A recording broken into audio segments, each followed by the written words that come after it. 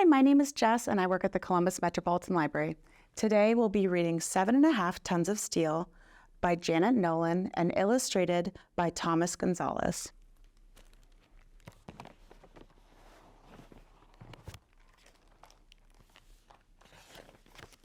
Seven and a half tons of steel. There is a ship, a Navy ship. It is called the USS New York. It is big, like other Navy ships, and it sails like other Navy ships. But there is something different, something special about the USS New York.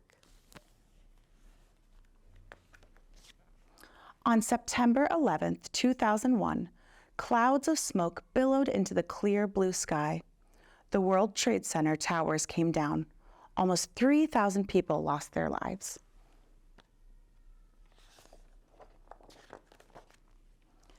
In the days after the towers collapsed, people brought flowers and photographs, stuffed animals and pictures drawn with crayon. They lit candles and left handwritten notes to decorate a place now called Ground Zero.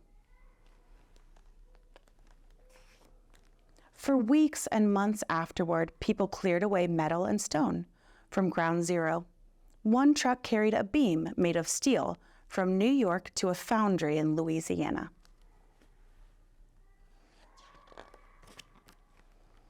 Workers heated the beam to a high temperature. Steel melted into liquid, molten metal, bright orange and fiery red was poured into a mold. It took 4 days to cool.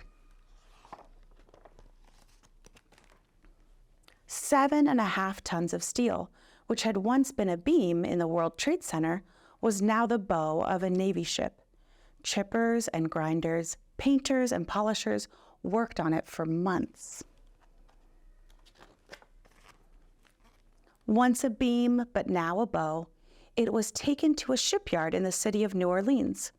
Shipbuilders, engineers, electricians, mechanics, welders, and carpenters, painters, and plumbers all worked together to build the USS New York. And then it was time to install the bow. Shipbuilders stopped their work and came to watch. Draped in an American flag, 7.5 tons of steel were lifted by a crane and welded into place on the USS New York.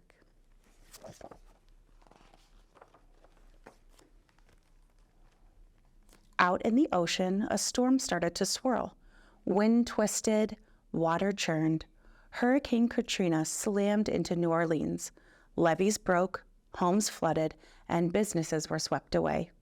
Many shipbuilders lost their homes, and they could not work on the USS New York until Camp Katrina was built. Now the workers had a place to live, and they could continue building the ship.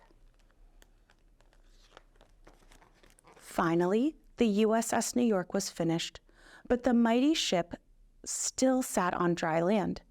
Inch by inch, using skids, grease, and hydraulic lifts, the ship was put into the water. It was the biggest moving object on the earth that day. The ship sailed down the Mississippi, into the Gulf of Mexico, and out into the open waters of the Atlantic Ocean. The USS New York was going home.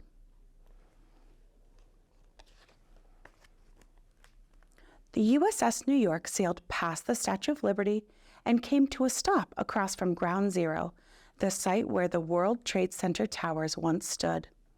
There was silence on the water, there was silence on the land. The silence was broken by a 21-gun salute. When the ceremony ended, the warship set out to do its job at sea.